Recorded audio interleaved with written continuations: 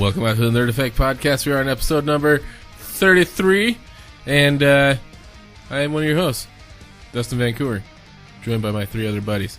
Michael Morgan. Mason Ireland. Nikki Prindle. Yay! And we are back to continue the top half of our... Top 10 real-life nerds. Yes, thank you, Mason, for correcting my brain fart. You're welcome. I can smell that one over here, buddy. Man. I was like, what is this called again? The show that we're doing. The show that we're doing. We like show. Yay. I was so concentrated on getting the opening right, I just completely shoved everything else out the back of my ear. I thought you were going to say you shoved that someplace completely different than you ended up saying. Probably. Yeah. Probably. Back. Okay, I'm good. We're good. It's okay. You good, buddy? Wow, did that physically hurt you to, like, refrain yourself? I smell smoke. Nikki, that half of the table stinks. It smells like burnt mic brains. Okay, so we're going to start with me first. And I'm going to start with my number 5, Mr. Will Wheaton, who most people may know better as Evil Will Wheaton. Evil Will Wheaton? Oh, from Big Bang Theory. Big Bang Theory, yeah. Well, Or as Chaos, or Dr. Parrish, I believe it is. Will Wheaton.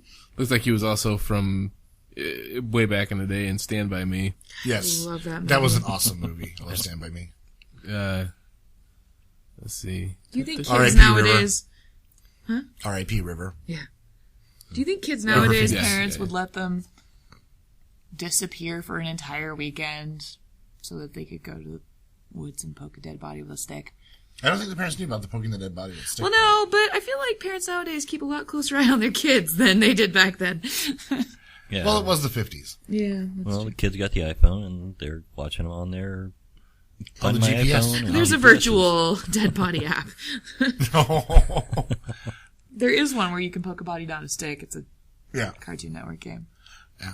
Actually, Oh, yeah. Yeah, it's a fun game. Actually, there was a... You feel weird playing it. In a but- William Gibson novel, they had because this ties back into River Phoenix, actually, but in one of William Gibson's novels, a guy was doing virtual art installations to where you like wear a VR helmet, in certain places around LA, and one of the ones he did was where River Phoenix died. Oh.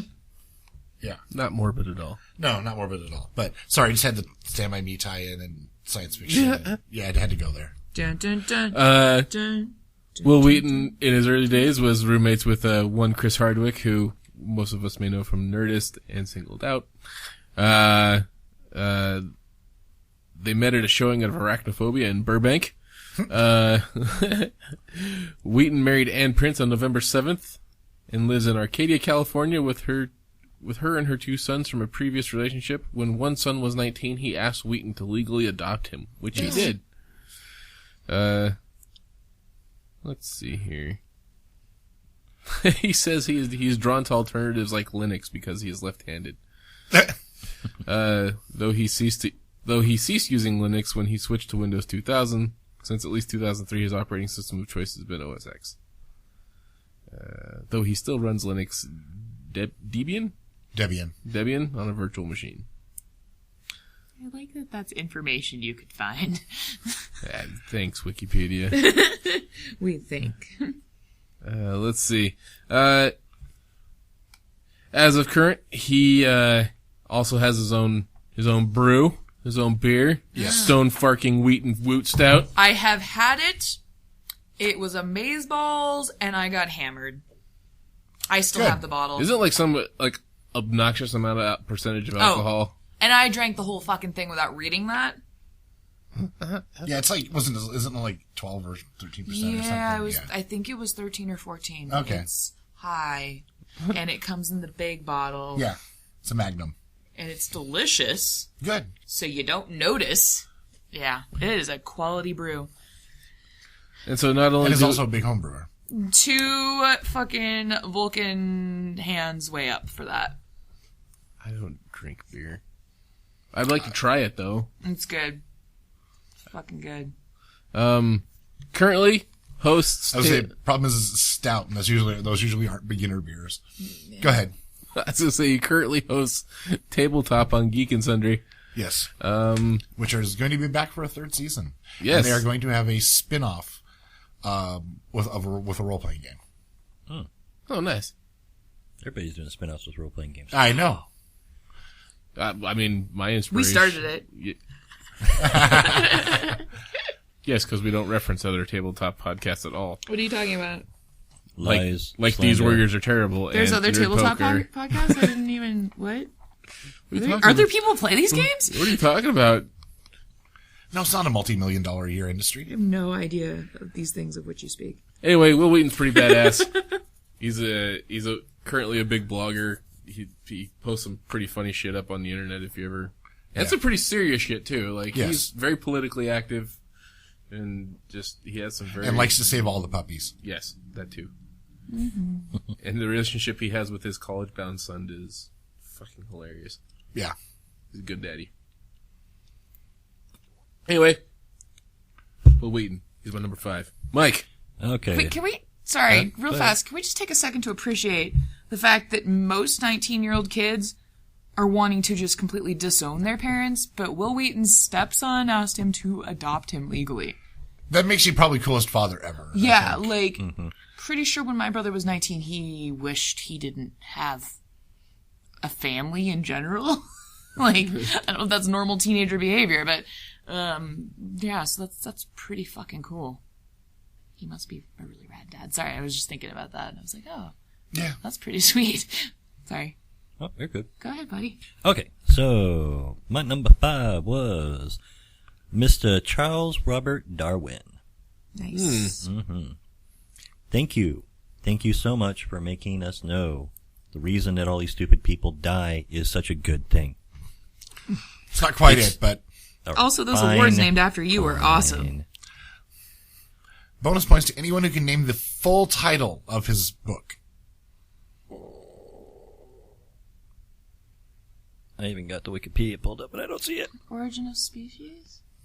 That's not the full title. Oh. On the origin of the Origin of species species. is all I'm seeing. On the origin of species through natural selection. I was close, but I had to reference the MC Frontalot song in my head to get it. Not a bad reference. Nope.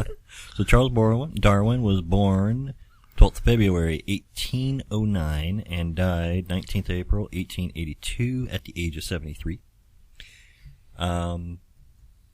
Probably one of the biggest influences, I think, on biological sciences within recent history. Yes. Considering the theory of evolution, and yes, it is a real theory, under the scientific definition of a theory, not a synonym for hypothesis like most lay people use the word theory. And that is a very important distinction. That But it I've is a- seen those Christian Museum pictures, buddy, and I don't know, those cavemen with those dinosaurs is really convincing display. I can't even finish the fucking sentence. Oh god. Okay.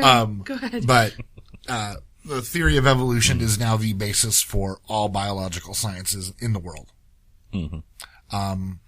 We are 100% positive it works. Because science, bitches. Yay, science. Can that be a shirt?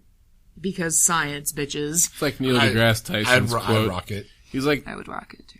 Pretty sweet. what Neil deGrasse, he has something along the lines of, it's like, whether you like to believe it or not, science, whether you believe it or not, is always One of the true. good things about science is that it's true whether you believe it or not. Science is real. And what he said at the beginning about stupid people reminded me of a quote I saw from Ricky Gervais earlier today, and it says, "When you're dead, you do not know that you're dead. It's only painful and difficult for others. Same applies when you're stupid." Yep. And then that made me giggle a little. I like that. Right. So, Mason. And the first of my not dead nerds is Nolan Bushnell. Who? Come on, gamers. Come on, That's gamers. Atari creator. Yes. Yeah. Yes. He started the company Atari and basically invented the video game market with that. And Then later on, after selling Atari, went on to create Chuck E. Cheese. Yeah. No, that was the same dude? Yep. So What? when we were all little whippersnappers, we had a place to go play video games and eat bad pizza. It was Showbiz Pizza for me. I'm just putting that. And yeah, so I personally think Nolan Bushnell hated all children's fathers because they do not sell beer at Chuck E. Cheese. I'm just gonna put that out there. But yeah, so yeah, Nolan Bushnell for mostly the Atari thing. Yeah. As without the Atari, none of the others would really be where they're at. Well, I think without the Atari, video games would be at least 10 years behind where they are now. Because there wouldn't, without the Atari, Coleco and Intel probably would not have put out the ColecoVision and the Intellivision. Mm-hmm. So that would have pushed back probably video games 10 years because it probably would have taken Nintendo wanting to diversify from playing cards to go somewhere with it, possibly. And that's assuming the other the cabinet manufacturers for arcade games didn't get in on it. But if it could have just stayed where it was stagnant with cabinet games in arcades if it wasn't for the Atari for much longer. So yeah. Yep. All right. On to Miss Nikki. My number 5 is Felicia Day. I'm actually sad that I didn't think of more lady nerds for my list. I was noticing that Felicia Day is fucking badass. Yeah. She was on Buffy. She's a comedian. She's hilarious. She was on Dr. Horrible's Sing-Along blog, which if you haven't seen it, go fix that right now. It's on Netflix. Press pause. Go watch it. Come back. It's on Netflix. You're fine. We'll wait. You done? It was awesome, right? Okay. She's on The Guild. Which is also on Netflix. Yes. And Okay. wrote and produced The Guild also. We don't really have the time to wait for you to go watch that all, so you can just watch that when you're done listening to this. Put it on you can put it on your playlist real quick. You could add it to your queue. That would be fine. That's acceptable. We'll wait. Okay. She has a fucking hilarious character that I personally relate to on Supernatural. Crazy lesbian lady nerd. Digging that. It's kind of nice. Not a whole lot of those in the media. Really, really excited by that. Great character. I hope they always bring her back always. I love that character. Yeah, she's just super rad fucking queen of the nerds. Geek and Oh yeah, Sundry. Geek and Sundry. I was getting to it. Okay. I totally lost my train of thought now. She's just been in all the things, and she is queen of the nerds, and just. It is in cahoots with, in my opinion, the king of the nerds. Yep. Will Wheaton. So. Yep. Also Pretty Lady. Yeah. Super fucking nerdy. I still can't believe it when people flipped out when she cut her hair short. I thought it looked cute. It is cute. Yeah. And I was like, because people were like losing their shit when she cut her hair. I was like, This is because we're nerds and it's we don't her like hair. change. It's her hair. But it's change, Mason. And B, it looks cute on her like that. Change is bad. Okay, of course, even though I Same hate could be said for Karen Gillan too. Hers is growing back super cute though. I was just I was saying saying, Karen Gillan looked fine bald and is cute when with the you hair look really like short. that, you can do whatever the fuck you want to with your hair. And I was saying it's another fine. example of Also, delightful Scottish accent. I mean, and legs for miles. and miles and miles and miles. Yes. But it's like, even though I do not like her in any way, Miley Cyrus, when she cut her hair, like, people were flipping shit about her cutting her hair. I was thought like, that was cute too. I was like, that's the One- least of her problems. Yeah. least of her problems, but B, yeah, it looks cute on her. So why were people losing their shit over it? Because we don't like change. I don't know. Because she's not a Disney little princess star So, anymore. She hadn't been for a few on years the at that Disney point. note, I just realized that Spider-Man is fucking Drake and Josh, dude. Anybody? It was No, a I- Disney show where it was these stepbrothers, and one of them was the tubby funny one, the other one was the dreamy one, and the dreamy one is the fucking new Spider-Man. Yeah. And Good for Are him. you talking Andrew Garfield? Drake and Josh. Drake, what's his face? Is Andrew Garfield's the actor who plays Spider-Man. No, I saw him, and he's in the thing, and they're like, you're Spider-Man now. And it's the new Amazing Spider-Man. Talking about the movies? Yeah, I'm not kidding. I saw it That's- on the thing on the news. It's Andrew Garfield, No. who's also been in Doctor Who. When She's the looking it up. Angels Take Manhattan. Fixing this. No, not Angels Take Manhattan. It was a silence episode-ish, but Daleks were there. Drake Bell. I'm not crazy. Show me a picture. Oh, it's the Ultimate Spider-Man TV series. Okay. There Either you way, he's go. fucking Spider-Man, and I'm not okay with I was like, I'm pretty sure it's Andrew Ignore me. Garfield. Ignore me. Well, I also saw a picture that from a shot of it was like a trailer, and it looked kind of like him. So my brain went, they said you're Spider-Man, and that guy looks like you a little bit. So you're Spider-Man, and that's weird. It is weird. It's okay, Nikki. Have I mentioned I haven't been sleeping well? Me either. We need a new bed at our house. I have a great mattress. It's nice. It's only about 3 months old. It's beautiful. Sleep Mine's like a about log. 30 years old. I'm just bragging about it because you guys are sleeping terrible. Yeah, because you're a jerk. Yeah, but I've exactly. got Star Trek white noise. Which is pretty cool, I have to say. I have to put that down in the show notes now to share. Star Trek white noise. You're welcome, people. It's in the links at the bottom. Go check it out. Alright, moving on to number 4. Neil fucking deGrasse Tyson. Bitch! I think this just goes with, like, my Leonardo da Vinci from last episode. You just mic drop and you're good. Don't mic drop. They're expensive. They are. Yeah. But I think, but that's about as much explanation as it needs.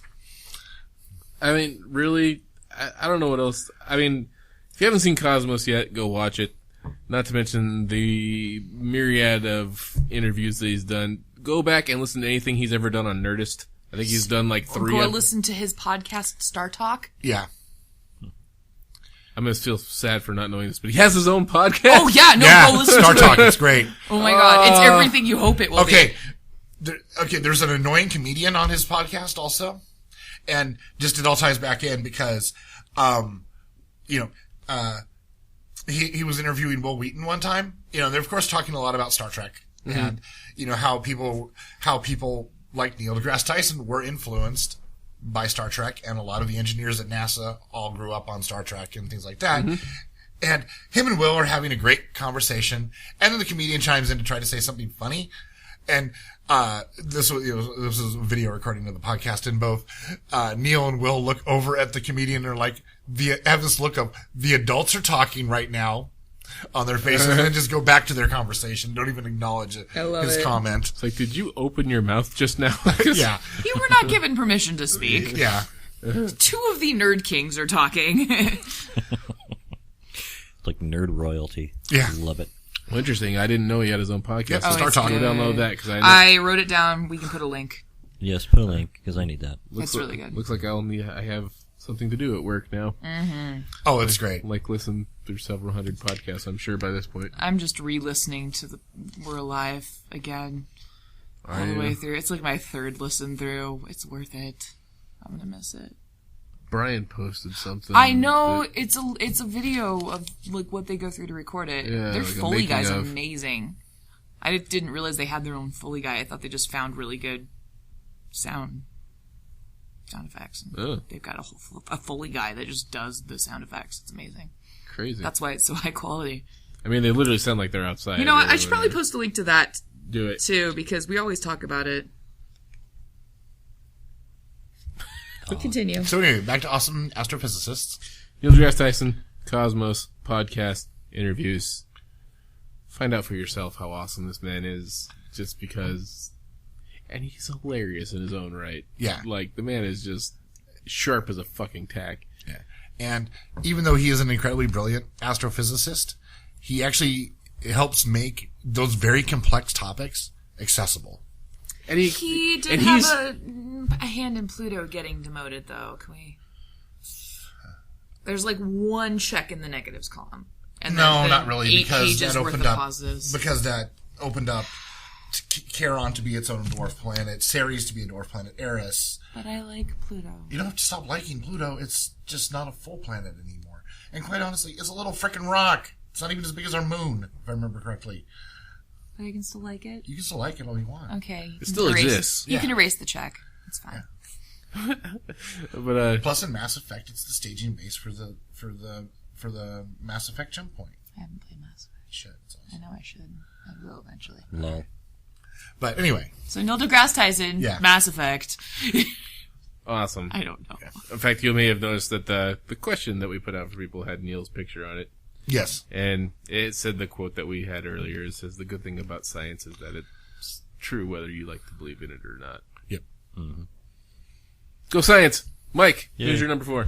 My number 4 is Sir Patrick Stewart. I mean, Jean-Luc Picard and Professor X. Yeah. I mean, yeah. Save some nerd for the rest of us, am I right? Do you have to be involved in all our favorite things? But He wasn't in Lord of the Rings. he Okay, should have his been. bestie was. It counts. You know he was there for some of the filming days because they're BFFs. Yeah, probably. Should we post those links again, too, just so people don't have to look for them? Yeah. Besties! Let's see if this plays. Let's see what's out there. Engage. Engage. I've lost contact, sir. What? Engage. Engage. Engage. Engage. That's enough of that. Anyway. We get it, they're engaged. I don't know why that was only When's playing the through left wedding? channel, but Wait, that was... It was only in the left channel, which was weird, but okay. whatever. My It'll all ears feel mono by funny the time we're now. done. It's okay. We found out that the mono mics, because, well, I was trying to do side-to-side effects in it. He Didn't was work. going... And it wasn't. And it- working. yeah, Would have been it was- awesome. Because But it was really funny that you were trying. Yeah, it doesn't work. Not on these mics. That's okay. Maybe next time. So, okay, yeah, Patrick Stewart. Sir. Sir Patrick Stewart. Patrick Yes. Stewart. I don't care if we're American, he gets his sir. Damn it, he earned it. Yeah. Yep. Born Yeah. July 1940. And Has not aged a day since. yeah. Yeah. So wait, he was born dignified 40, Yes. 50-year-old Drinking looking fucking Earl man? Grey tea. Yeah. First thing he asked for was a tea. Earl Grey, hot. Oh yeah. But yeah, I think it was funny as hell. They had that. We had the episode where they aged him for Star Trek. Yeah. And To the he age looks that he is. better Yeah. since he's actually aged that much. Yep. It's crazy. That's what being awesome does for you, I think. It's the awesome radiation that just comes off of him and just Does just it permeates Give our you lives. superpowers. like the Chernobyl birds? Bah? I posted an article. Never mind, Dustin. Yeah, We can see it later. it's okay. Anyway. Let's go on, Mason. What do you got? My next is Chris Hardwick. Just because, well, he is pretty awesome. I mean, he's no Will Wheaton, but, you know, he's right up there, too. And he's friends with him. He's so friends that's- with Will Wheaton, yeah. But, you know, no, I mean, again, he's just one of those other guys who's done a lot for, even though he's famous and he was a nerd before he was famous, he's come out of the nerd closet, essentially, like, you know, like Will Wheaton did, and many, many others have done now. And, you know, it's that general promotion of, no, it's cool, it's okay to be a nerd. And, yeah, it might be tough when you're a kid, as Will Wheaton has some great stories and quotes about. But, you know, when you're an adult, it doesn't matter, and usually it's kind of beneficial to be a nerd. Yeah. So, Yeah, the man's yeah, an advocate for nerdosity. yeah. And, you know, he runs, you know, he also all runs, the things. well, he runs the other major nerd channel on YouTube, Nerdist, besides, Network. yeah, besides, Geek and Sundry. So, and, you know, you can get pretty much a full day's entertainment between the two of them every day of the week. So, Also, if you listen to some of our earlier episodes, I frequently referred to our show as the Nerdist. Yes. yes. Yes. Because I listen to it every day. Yep. Me too. Which is why I cannot wait for the Eddie Izzard interview. It's going to be amazing. Well, It's Eddie Eddie Izzard. Izzard, yeah. If you wanted to pause this and go watch At Midnight, it's on Hulu. No more pausing. Watch it after. Well, I mean, people multitask now. If they're listening to things on their laptop, it's easy. Yeah. But then they can't hear the show, which is where all the And- funny comes from. That's true. Well, they're pausing our show and watching that show. And coming back to our show. And saying, why, yes, Nerd Effect crew. That was a fantastic recommendation. Thank you. Alrighty then. You're welcome, Internet. Okay. Go ahead. Oh, me? Yes. Okay. I'm sorry. I stole it with the pausing. No, that's okay. My number 4 is Alton fucking Brown. Mm-hmm. I don't know why he's not on my He list. is the but fucking he should Bill have Nye been. the Science Guy of food. He is. I did not know how to cook 4 years ago. Decided I wanted to.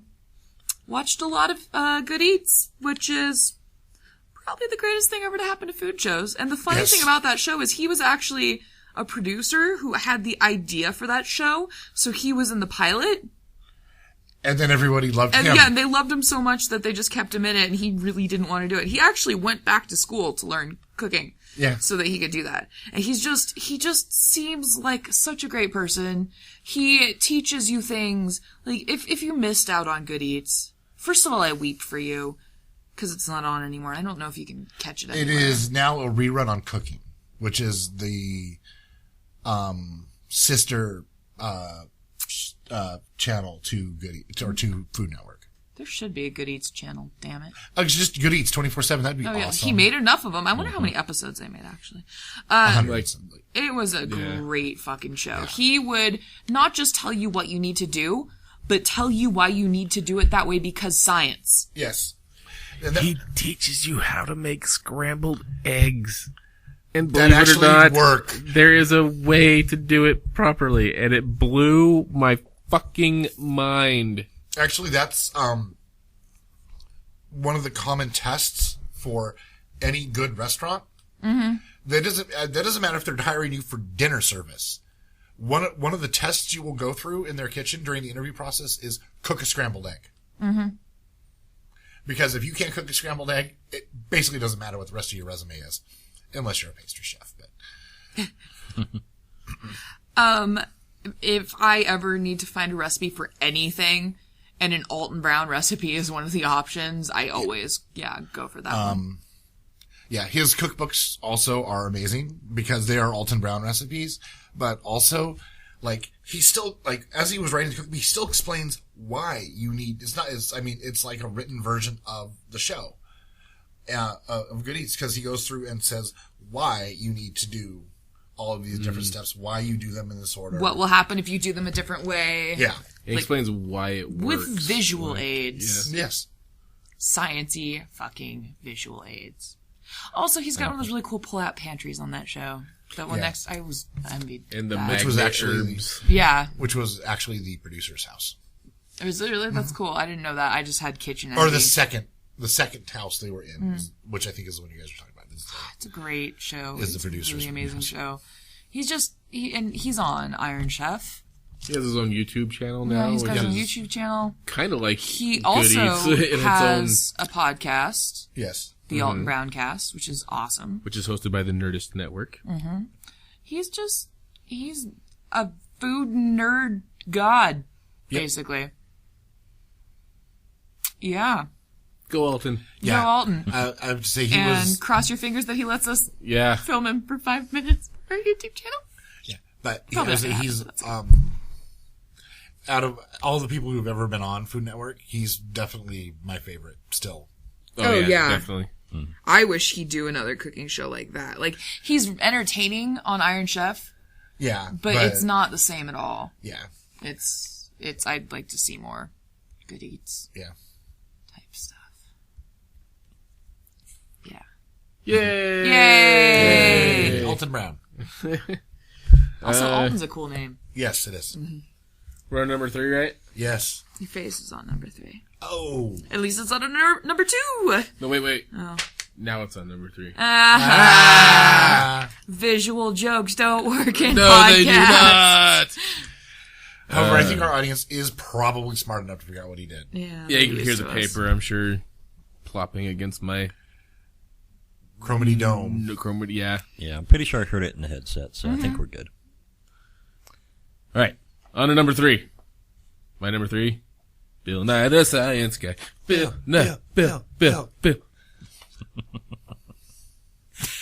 Well, I got nothing out of Nikki, but it was such a Because delayed I reaction. sang it on the last one. I sang it on both. It was because my turn to I sit love it out. I was waiting for Nikki to go, science rules.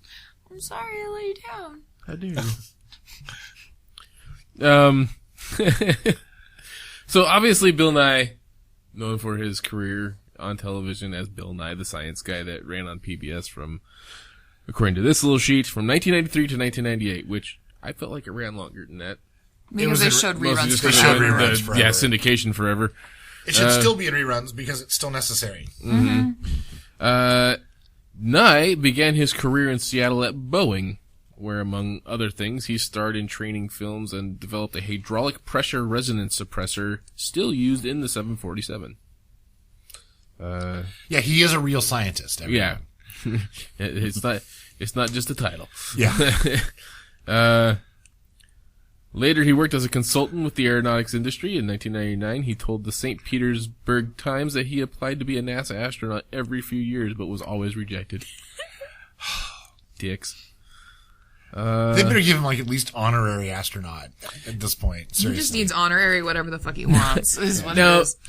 when I read this next part, it totally clicked in my brain and I remembered it. But from 1991 to 1993, there was a... Do you remember the Back to the Future cartoon at all? Yes. No. There were live segments with Christopher Lloyd at the beginning and end of each show, and Bill Nye was his non-speaking assistant for Dr. Brown. Like, he like, handed him stuff here and there. And that's, yeah, Bill Nye was on that. Man, I don't know what else.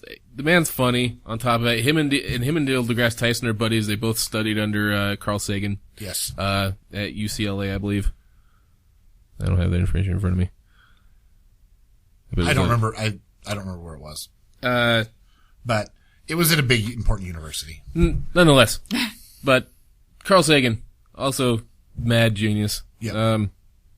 Which is weird how he's not on this list, because Bill Nye and Neil deGrasse Tyson both wouldn't be here if it weren't for him. Well, they probably would be, but probably not in the same light. Right.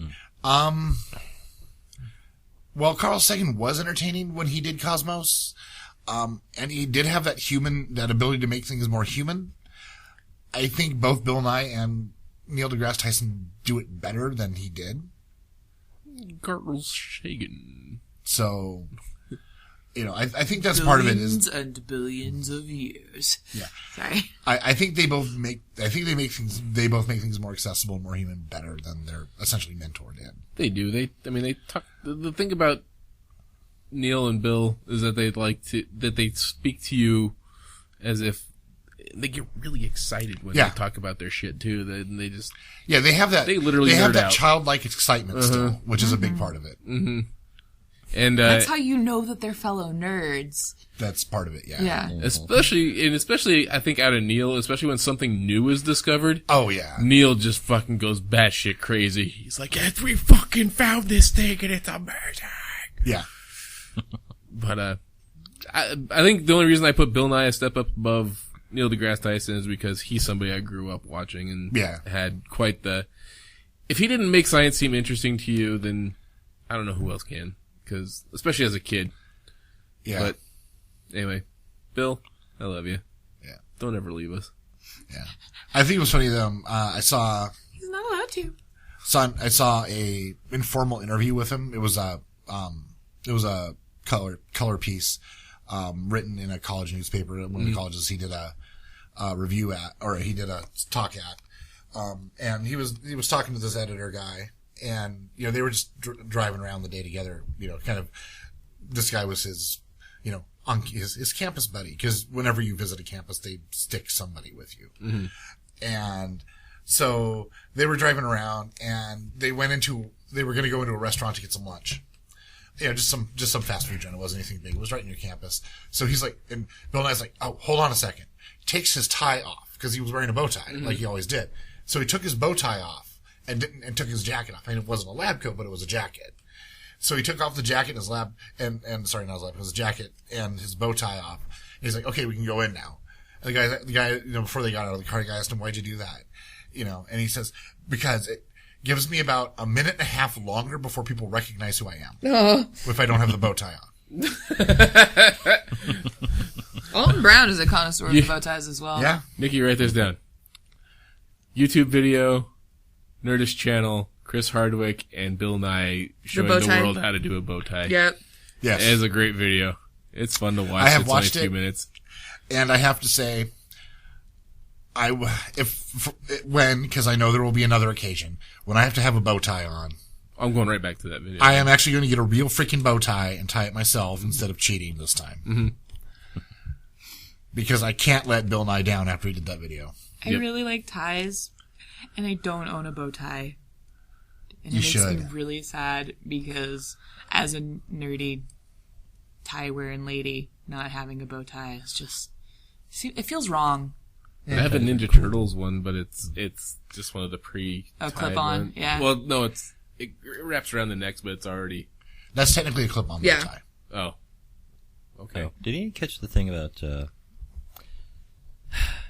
So apparently Smith, when he was in an episode that was in the future, it was a red bow tie, and if it was in the past, it was a blue bow tie. I thought it was the other way around. Or maybe I have it wrong.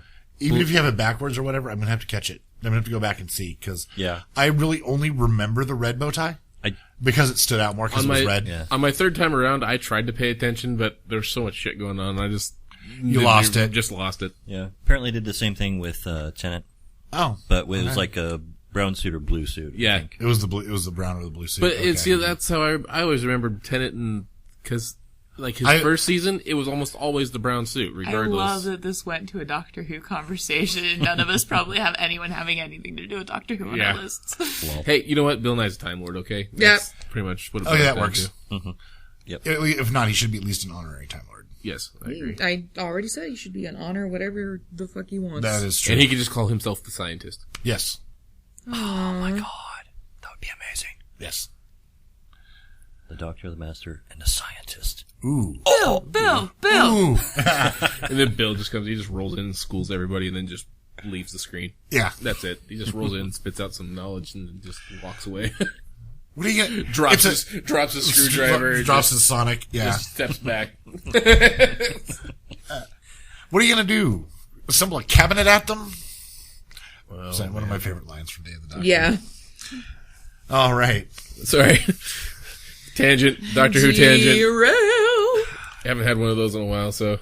We started out the last episode with a giant one. Did we? Yeah, but that was 2 weeks ago. It's been a while. I meant the last one we recorded. Right, 2 weeks ago. Okay. So we were due. We didn't have one last week. Let's not discuss the fact that we didn't record last week, but You're confusing me. Let's just move on. okay. Moving on. Okay, go Got ahead, all Mike. wibbly wobbly up in here, yo. What?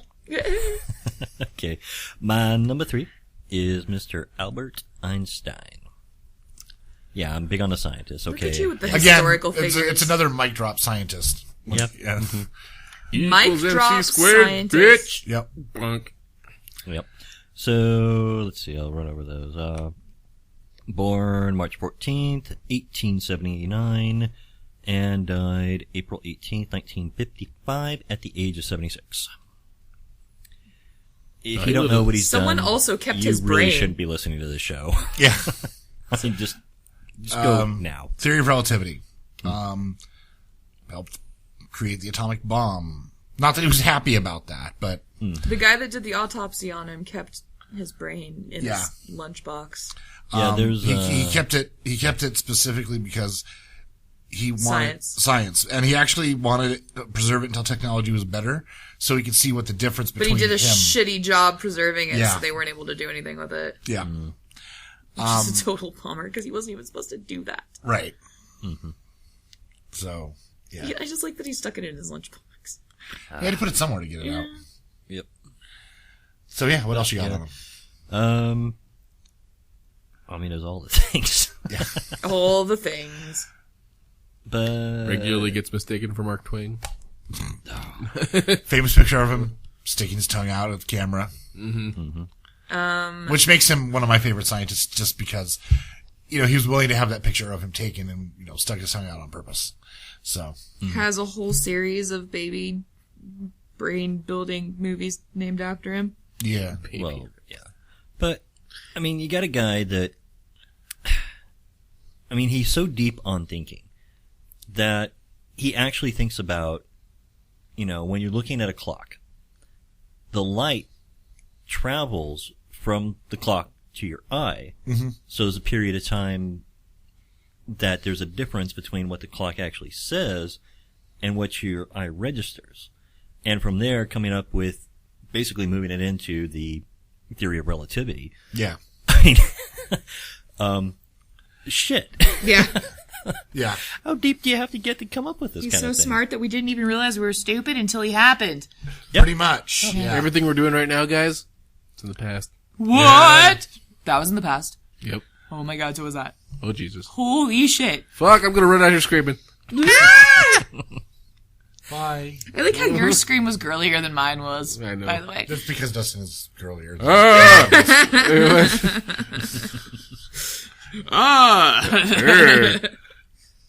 Run away! Poor Mike. I think we're getting the sillies, you guys. Nah, it's only 11. All right. Or it was 11. Oh my god. Jesus Christ. Okay, Mike, All right. go. Go. So actually, that's all I pretty much had on him, though. But Yeah, but it's, yeah. Because Einstein. there's He's so a many little, things. He's a little important. By a little, I mean, oh my fucking god, a lot when it comes to physics and science. So yeah. Who is Bert something or other? Al something? What? Albert? What was it? Einstein?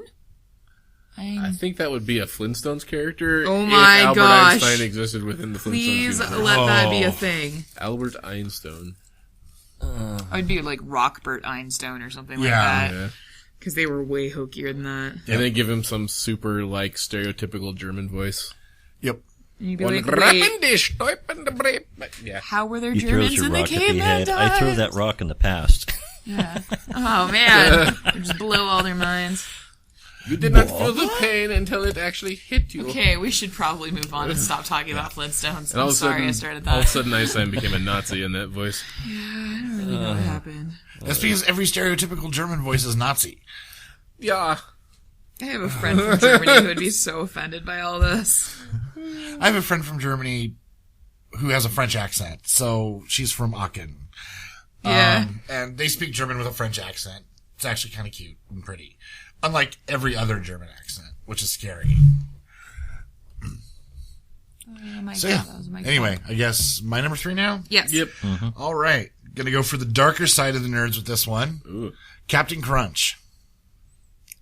Basically is a representative of all hackers. He was one of the old school hackers. He was not actually a hacker per se. He was a phone cracker.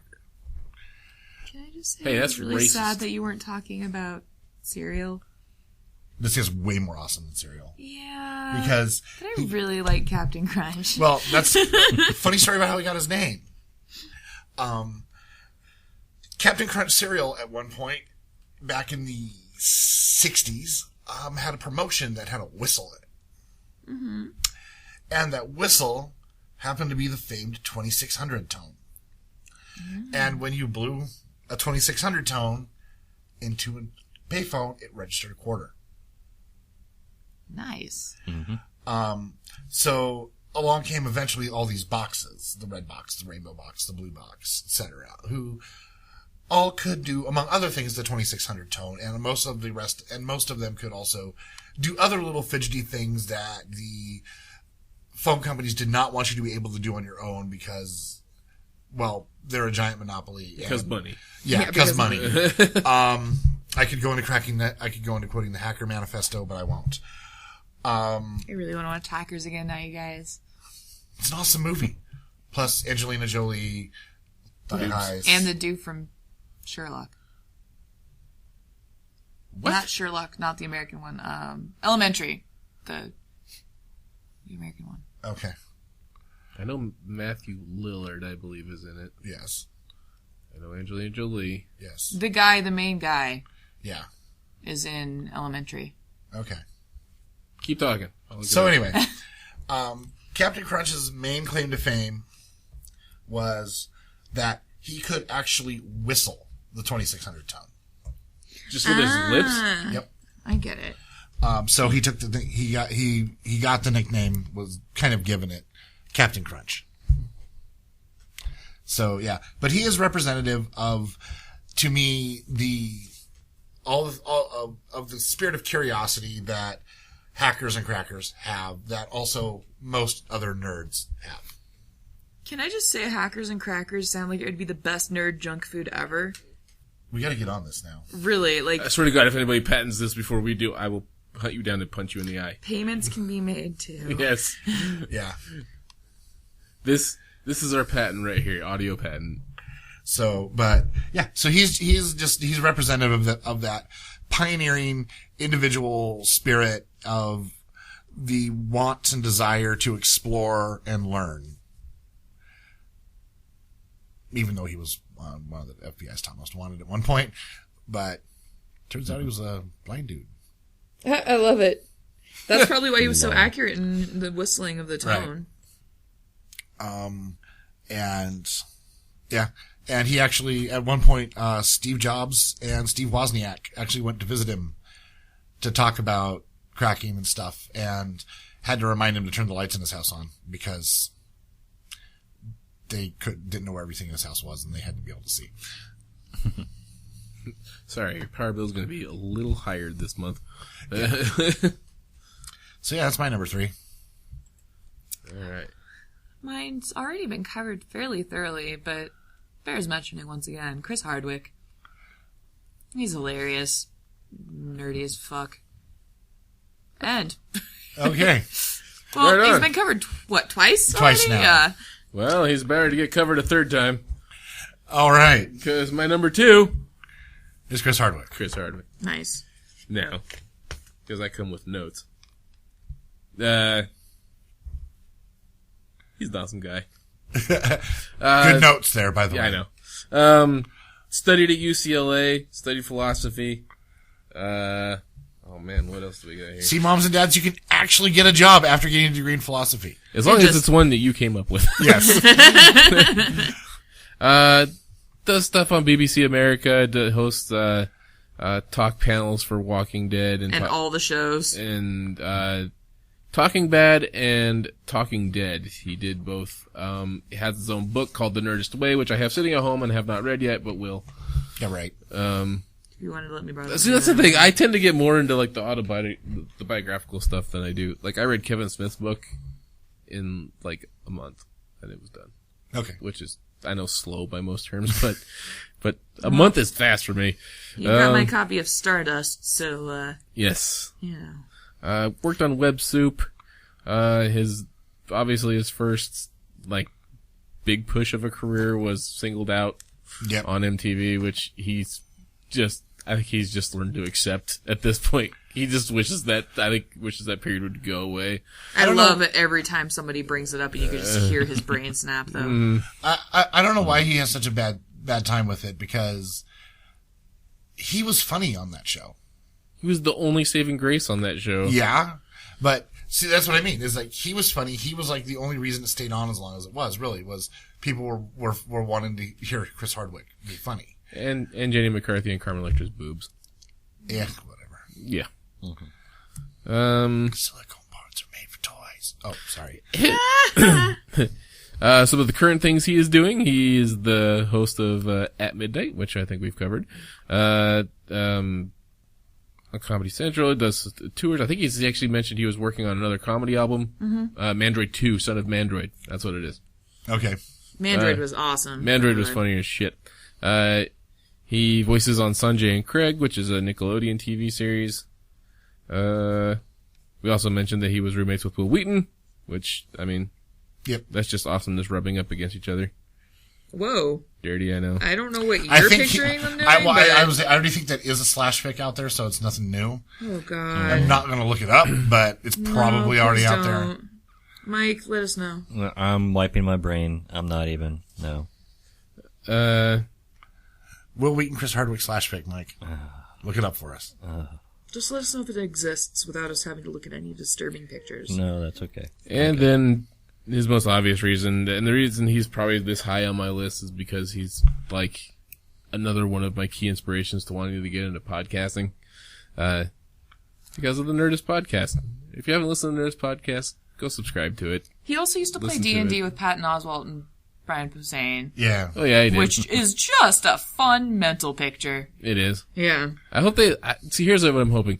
I'm hoping because Patton Oswalt did the song, and he's supposed to do another one for Posehn's other fallen character. I can't remember his giant warrior that he had or Yeah. whatever. Patton I thought Oswalt he was supposed. did. Oh no, he did one for. Yeah, you're right. No, he's supposed to do one for Sir. Amarth. He did one for Amarth, but he's supposed to do one for Sir Richard. Oh. I think that's what he's supposed to be doing. I hope so. Sorry for anybody who's being spoiled right now. But Well, I mean, it's D&D. I know. But if anybody wants to go Characters back die. and listen to Nerd Poker from the beginning, I apologize.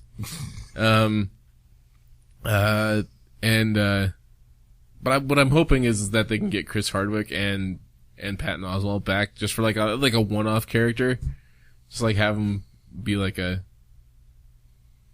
guess it wouldn't be technically an NPC, but somebody I guess who could just pop in and help him on one quest or something like that. And then I'm sure pop getting out. Chris Hardwick to do anything that's not work is fun. But all his work is fun. That's what he loves to do, and his brain hurts when he's not working. That's why I'm saying it'd probably be Yeah. hard for them to get him on. Because he works all the time. Mm-hmm. Yeah. Anyway, I Chris hope I do Hardwick, too. the man's awesome. I'm gonna read The Nerdist Way and then write a review on it just because I can. Mm-hmm. Mike, who's your number 2? My number 2? My number 2 is Steve Jackson.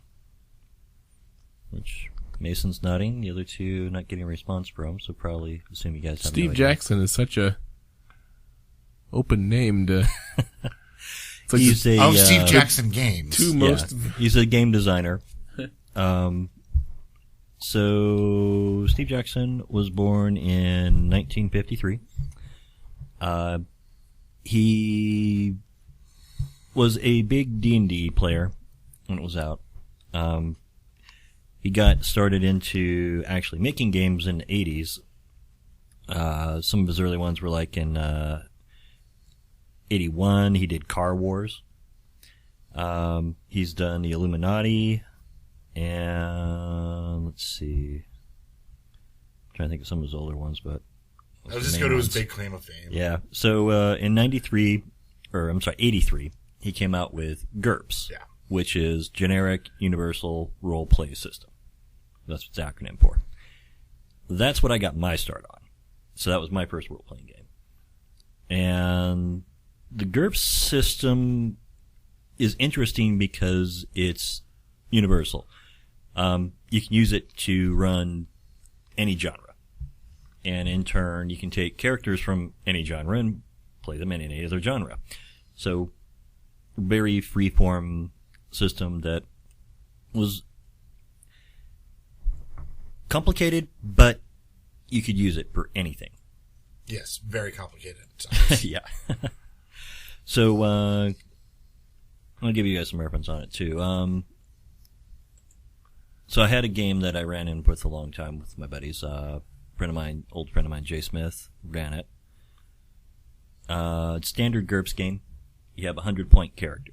So you have 100 points to, like, buy your stats and your skills and special abilities and all that, and make your character. We were running a game that we started off our characters at 500 points. And some of the characters had gotten to the point where they're almost 1,000 points. So these were like super powerful characters. Actually, my first character I made in that game, I made this android that I spent all this time creating. I was like really proud of him. And the first game session, he got slagged by a row of Gatling lasers. Yeah. So my next character I made, I called him Bragg. I did everything I could to make him unkillable. His big claim to fame that I had with him is I took out a starship by myself. Basically was in a starship that was in a higher orbit. So I put on a suit, which I probably didn't really need, jumped out, basically fell through the starship to take it out, and then proceeded to re-enter the atmosphere and survive. Jeez. Yeah, my, Jay Smith, the one who guy said was running that game, had a lot of different stuff he did. He read he was a big Stephen King fan, so we kept running into Flag from The Stand. That would be scary. Yeah.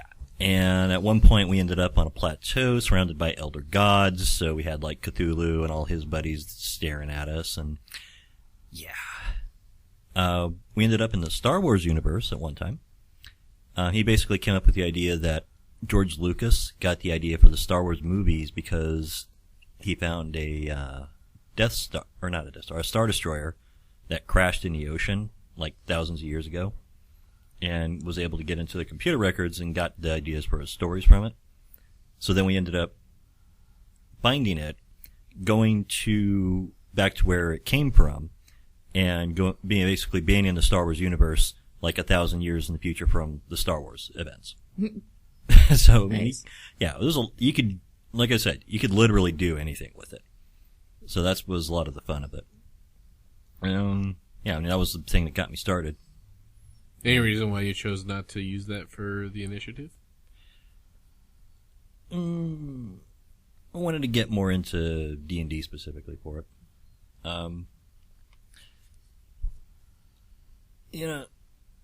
GURPS now, it's still around and you can still use it, but I've kind of lost touch with it.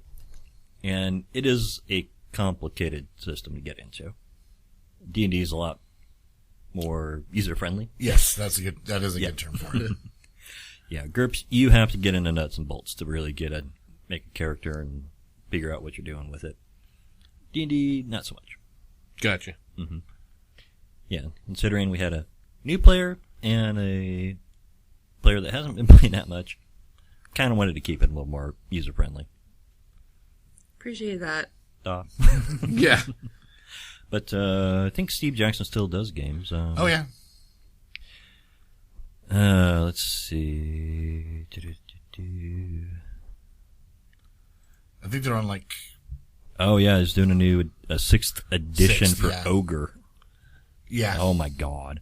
Ogre was the super massive tanks with artificial intelligence. Yeah, it was based off... he based it off of a book, which... Yeah. I know that the Ability Cousins are now twitching because I can't remember the name of the book and they both love it. But, yeah. Yeah, but, I mean, basically a tank the size of a city. Yeah. Running around that you're trying to fight each other with. It's ridiculous. Yeah. Yeah, there's a lot of actually really good games that have come from Steve Jackson games. Yeah. Munchkin. Yes. Yeah, Munchkin is the other one I was wanting to mention. Yeah. And Munchkin is probably the most popular non-role-playing game among role-playing gamers. Yep. All right, so I guess that covers Steve Jackson pretty well. Mm-hmm. So my number 2 has been covered a lot already. It's Will Wheaton. So let's see. Do we have any tidbit we haven't mentioned about him? No. So let's move on. All right.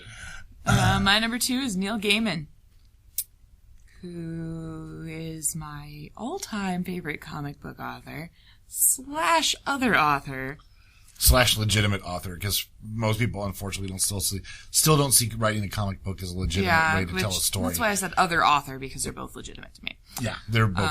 Yeah. Also married to one of my favorite musicians. If they ever decide to breed, the world would implode. Because all the awesome would be sucked into their It would, yeah. They would just create a black hole of awesome. Yeah, author of The Sandman, Good Omens, Neverwhere, Stardust, Coraline, Anansi American Boys, Gods. American Gods. Yeah, American Gods.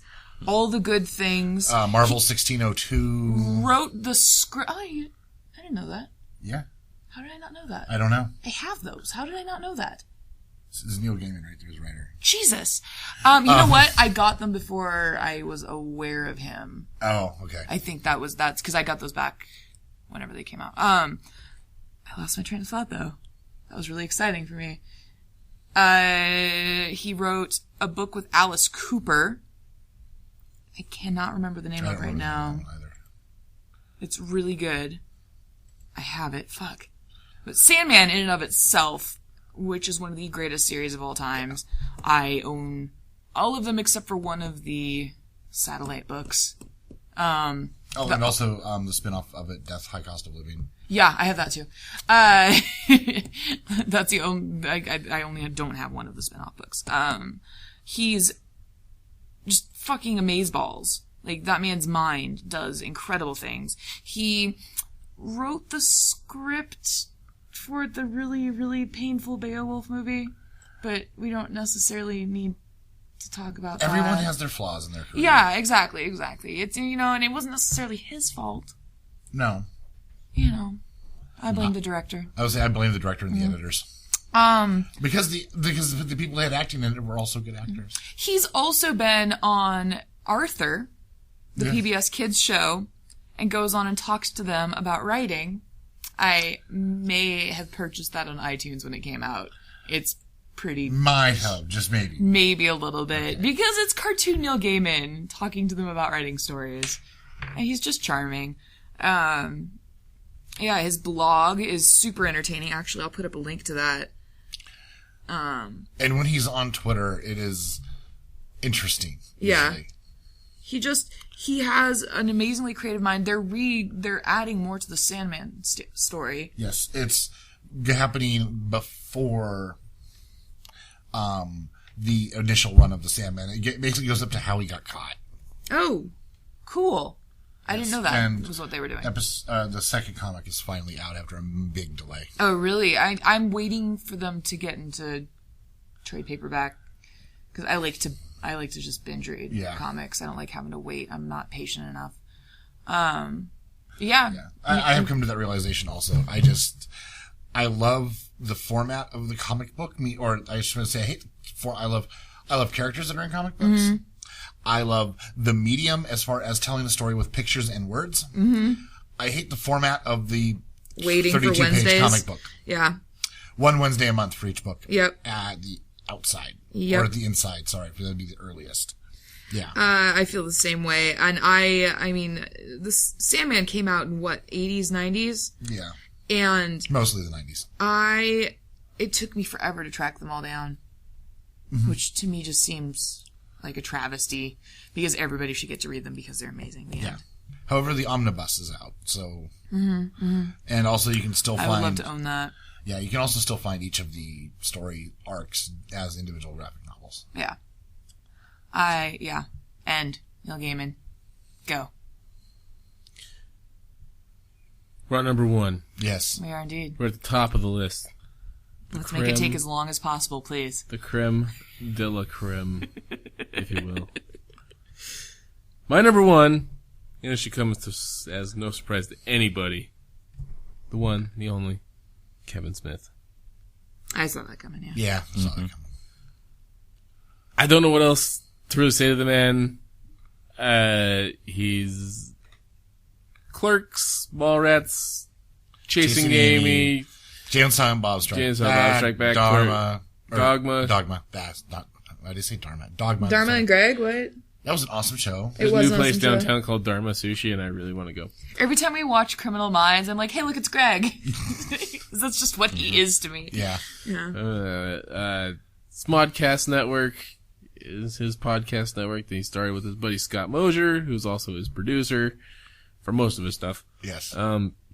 Red State, another movie he did, which was his first foray out into the horror genre. Oh, pardon me. Yep. And he's also doing a new horror movie called Tusk, which sounds absolutely awesome. Amazing.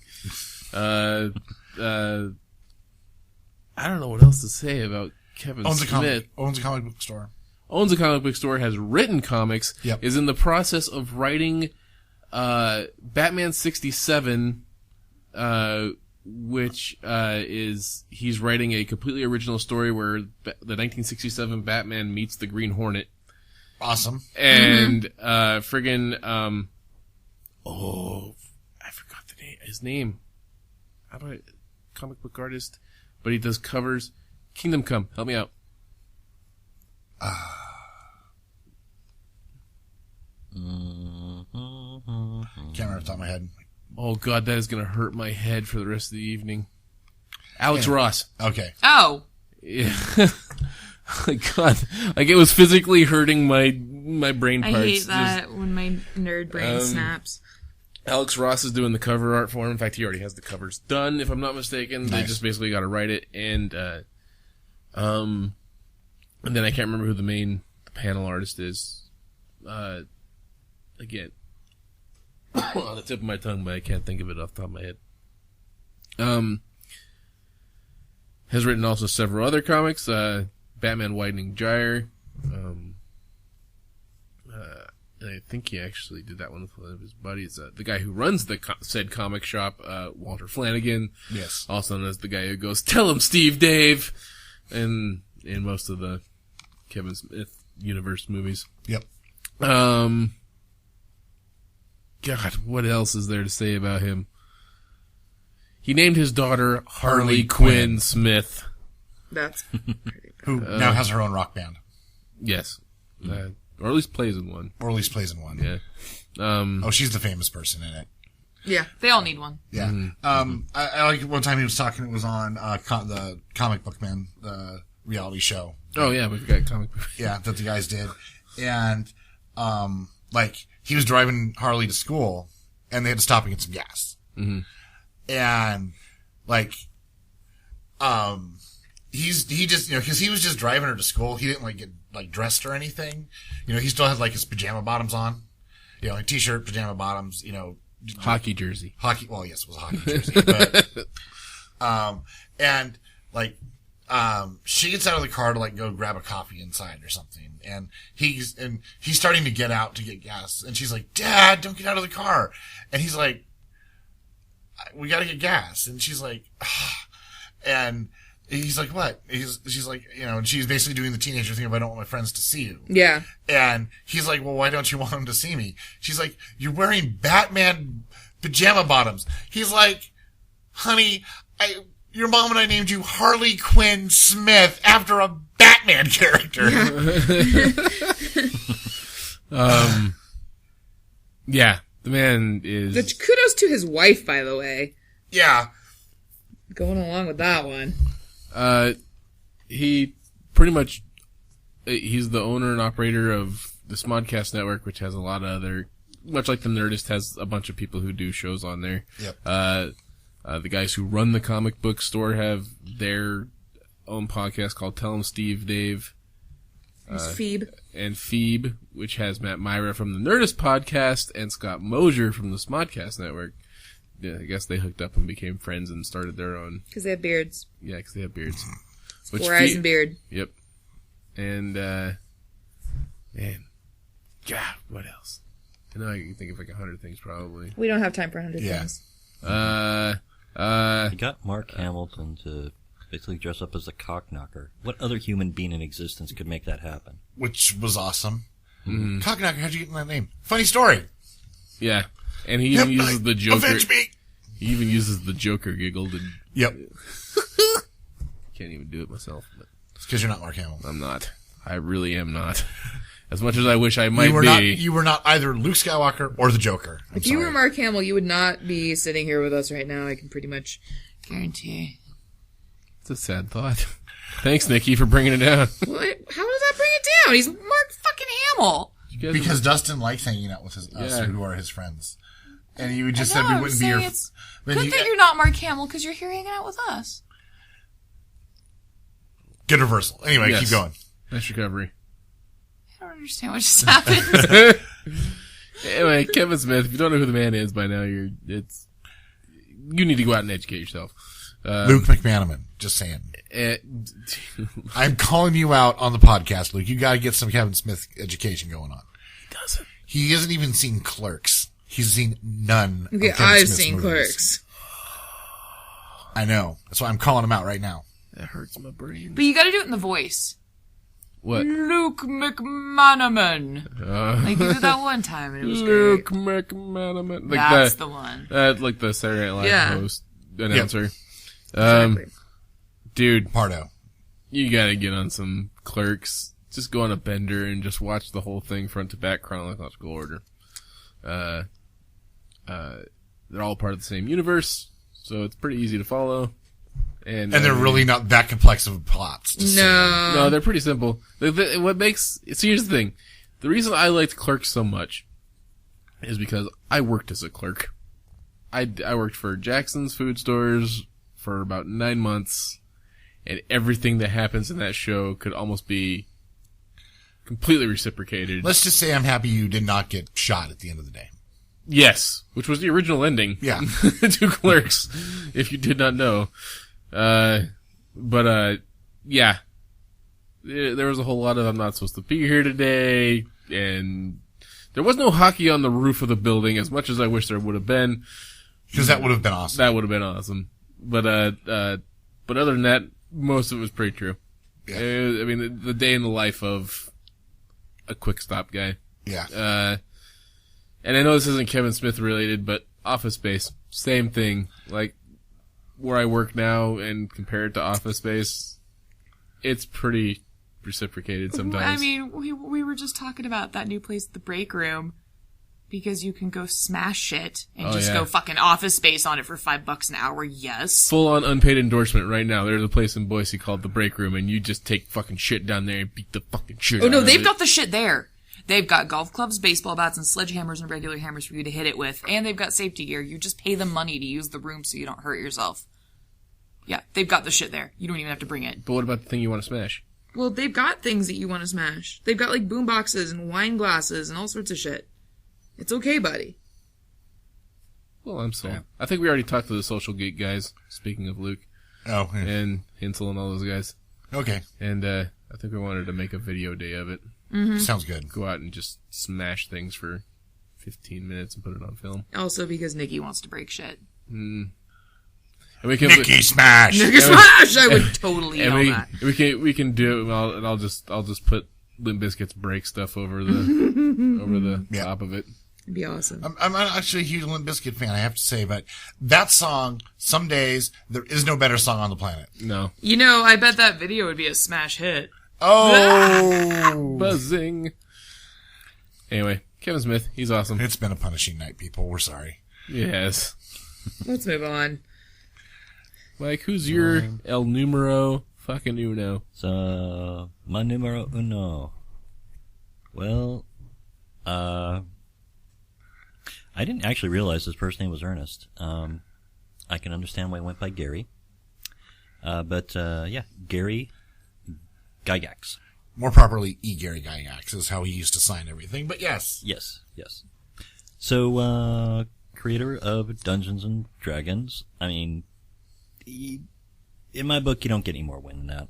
Yeah, that's pretty much a mic drop moment. Yeah. Yeah. So, basically, in the 1960s, he did a lot of the war gaming. So they had, like, where you had armies and model armies that you fought against each other. Still a popular hobby, just saying. Still very popular. Warhammer. We used to call that playing with army guys. When Well, this I was was a like, kid. But this has rules realistic- involved. Yeah, this was like so a did ours. realistic We just army. made them up. But in 1971, he helped develop what's called Chainmail, a miniature war game based on medieval warfare. And also fantasy. Well, in 73, it got developed into having fantasy elements. So Right. it was originally just medieval, Right. and then they added fantasy elements, which then in turn evolved into Dungeons and Dragons. So Because he wanted to play the Hobbit, basically. yeah. Because who wouldn't, honestly? Yeah, and then in 1977, began work on the more comprehensive version, Advanced Dungeons and Dragons, or AD&D, or second edition, depending on how. Well, that was ADD? AD&D. Yeah, but still. That was still first edition, technically. Second edition was AD&D second edition. Right. They did do an AD&D second edition. I forgot about that. Yep. I was always used to calling it AD&D. Yeah, but I would say second edition is what we mostly played at Cyberplace. That's right. Okay. Just aged us really bad there. Yeah. But I'm too tired for math. It's okay, buddy. Anyway. But, yeah. So, there's really nothing much else to say about it. yeah, You know. he Thank started you, the Gary. nerdiest hobby ever. Yep. Yep. Nerdiest hobby, which requires Prince to play. Yeah. That's kind of ironic. He when you brought think about nerds it. together. Well, If it weren't for him, Fluffy McMurder Kitty would not exist, you guys. that's right. Did you notice the picture on the initiative? Yes, I fucking did. This thing is like that has always been one of my favorite. I almost don't want to call it a stereotype, but it is used as a stereotype about nerds. That it's always bothered me that it is that nerds are not social. Nerds are usually very social. It's either small groups or they're hidden away from what most people consider the social things. But nerds like hang out with other nerds very easily. You give us a dark place and a deck of cards and a fucking rule book, and we are set. That's right. Let's just say you ain't gonna see a lot of nerds down at the club. Unless that club is the Space Bar, which is Not a- amazing. Club, is it? That's a. I'd like it I to would be like a to club. point out that I was a regular at Bondage at Go-Go in San Francisco, and I am a nerd. With a I name also- like that, I'm not really. Was it a rave club? Because that doesn't count. Well, it's It was called a goth. Bondage It and was a Go-Go. goth. It was a goth bondage club. I'd gone there. It was on first name basis with the security. That's how often I was there. Dated one of the performers for a little while. So Mason, what's your number one? Stan Lee, who we've already talked about a lot too. So yeah, And also Stan Lee. So Yeah. Yeah. so we could reiterate it all again because he is Stan Lee and kind of. I don't think he's badass. come up since the last list. So Can I have a Stan Lee button on my bag because Stan Lee. It's just his face smiling away. Which is an awesome button because Stan Lee. Exactly. I'm My pretty sure friend- it just adds +2 to but- charisma just for walking around with it. My friend I met for knitting today thought it was Larry King. Ah. Well, in her defense, she's not a nerd, and they have similar choice in eyewear. Generic old man eyewear. Yeah, they have this, but I was like, no, why would I have Larry King on my backpack? Yeah. Because Larry King's still kind of funny. In a douchey, loud kind of way. I'd much rather have Stan Lee. Yeah, I would much rather have Stan Lee too. Yep. That'd be a totally different show if it was hosted by him. Because Stan Lee. Stan Lee hosting that political talk. That doesn't work. It can't make it out of my brain. My brain can't quite. Hey, some of his comics are really political, like X-Men specifically. X-Men, Fantastic Four, yeah. Hulk. I know. He's obviously got the That's not thoughts. necessarily even. That's just general human rights. Well, That's political, unfortunately a political Yeah, topic. It if- shouldn't be, but it is. If we were all Especially- guaranteed rights, it wouldn't be. Yeah. But Also, especially when he was writing those. Yep.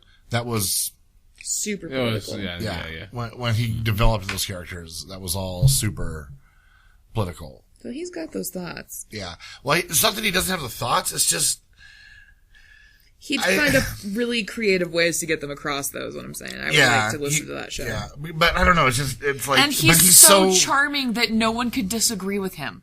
There's that too. But that's part is like he's such a nice guy that it would be hard to see him on a not having political views, but like on a political show. Yeah. Because generally, Used to angry people. yeah, generally you have to have some level of anger and or douchiness. Or just being loud. Or It just be- seems to yeah, work to for be actually convincing people that you're be right. on a political show. So he doesn't have that douchiness or anger or loud. That's Just awesome. Yeah. That's right. So my number one is going to be pretty easy because it's been covered, I think, by all of us. Nope. It never made my list. Really? As discussed in the last episode, he for some reason his name never crossed my brain, even though he definitely should have, and it physically hurt me to know that it did make my list. But I came to grips with it because as long as somebody else mentioned him, I was okay with that. Yes. Neil deGrasse Tyson. Yeah. Yes. Done. Yeah. Yeah. That's it. I'm done. That's your He's number been one? covered. Yeah, he's my number one. Yeah. I would say that was, and like, I think pretty much everyone. I have 2 Neils on my list. Yeah. Sorry. If you name your child Neil, you're dooming them to a life of awesome. There's one thing I would one thing I would like to say about all of our lists is that there isn't a single person on any of them I disagree with, and I more or less thought of all of them. So the one person who didn't cross my mind out of everyone that was on this list, on these lists, actually there were 2 people. Somehow Kevin Smith I never thought of, and I didn't think of Steve Jackson, but like everyone else, pretty much I had thought of, and like there were some of them where I specifically knocked people off to get some people that would be more obscure. I almost put Neil Patrick Harris as my number 3 just so I could have a hat trick of Neils. That would have been kind of fun, actually. Also, he's delightful. Yeah. We do have. I have to say, I would love to be his kid on Halloween because they go all fucking my out God, on their right? Halloween costumes. Oh man. Yeah. Neil Patrick Harris and family. Yeah. Awesome. We do have some responses Yes. to our Facebook page regarding who some of their favorite real life nerds are. Ooh, bad English. Late You talk good. Me talk good late night. Snore. Late night, only 11:40. Nikki gets up at 6, late night. Yeah, Dustin gets up at 7, still fairly late. I go to work tomorrow, but I got time. Okay, well let's continue. All right, we have Luke McManaman hosting Saturday Night Live. His 2 that he put up were Chris Hadfield, as covered in the second one. You're welcome. And Will Wheaton. We also have Erin Fisher, who she put up Neil deGrasse Tyson, Richard Feynman. Another physicist. Yes. I knew that one. And Carl Sagan and Isaac Asimov. So three physicists and a writer walking to a bar. I feel really bad that he didn't make my list. How did he not make my list? She also put, as a second response, Bill Nye and Carrie Byron, as well as... We've talked about her on other shows. And Nikola Tesla. Fuck yeah. Uh, The Oatmeal has a whole fucking comic on that one. On Tesla? Yeah. It's because he's Tesla and he's kind of weird. Also awesome scientist, but... You guys are going to be so happy with how many notes I've written this episode. So many supplemental links. Lol, that's a big full page. Well, think most that's of it's all we- doodles, but That's okay. We still like more it. notes than usual. That might be all we have. Yes. Yep, you check. Yes. Yes. Everybody is now He's on okay. Facebook except for me. I would Not like to me. point I out. was going to take a picture of Nope, my notes. that's Oh, that's it. Done. We're done. So, that has been the final of our top 10 real people. These aren't fiction. Right. Real nerds. For reals, even. One might say. Faux Faux real real. nerds. For realsies, So, not for play. There was like some FOs and some apostrophes and some Z's in there, I think. I could hear the Z's. Yeah. Yeah. Let's do this. Let's wrap this bitch up. We're getting delirious. We'd still like to hear from you. If you have any comments on any of our lists of nerds, or if you want to throw in a few yourself, by all means, feel free to email us, feedback@nerdeffect.com, or post to our Facebook page. If you have negative things to say, there's always go fuck yourself at nerdeffect.com. Yes, which is fully active, and I don't think I've checked since I've made it. I don't think we pissed anyone off enough to No. really justify them emailing. I don't think we have enough people to piss off. Oh, So. there's that too. Oh, wah, wah. Wah, wah. We need more trolls on our podcast. No, we No. don't. Stop saying words. You've been cut off. No You more know, words if for you Dustin. call to the trolls, is it sort of like an if you build them, they will come kind of thing? Maybe. I don't know. It's expected someday, I'm sure. We'll we'll do something big enough that will draw some people in, like maybe an Alton just- Brown interview. Hashtag Wink, something the wink, right way. Alton, if you're listening. If you're He's listening, you're the reason I cook. Also, I can't believe you're listening to us. Yeah, I know. He's one of the 50 downloads we get I every week. feel like he would pay somebody to listen to stuff like this for him. I don't think he's that kind of man. No, but I mean, like, if he saw our name on the list and was like, wonder what this podcast Oh, like, I'm yeah. so busy because I'm Alton Brown. Yeah, okay, well, for Hey, that, assistant, can you listen to this Okay, and tell for me that it's reason, good? yes. Yeah. Oh yeah. I don't mean that he's just like, you, listen to podcasts for me. Which That you was my could new- probably do, and my- they would do. So yeah, okay, works Yeah. either way. Yeah. If I got paid by Alton Brown to listen to podcasts, that would be rad. Be the greatest job ever. Yeah. Of course, you probably have to sift through a bunch of shitty podcasts, though. Yeah. We should wrap this one up before it becomes one of those. Yep. All right. Well, we hope you enjoyed our list. And for the Nerd Effect podcast, we have been, Michael Morgan. Mason Ireland. Nikki Brindle! and I am Dustin Vancouver.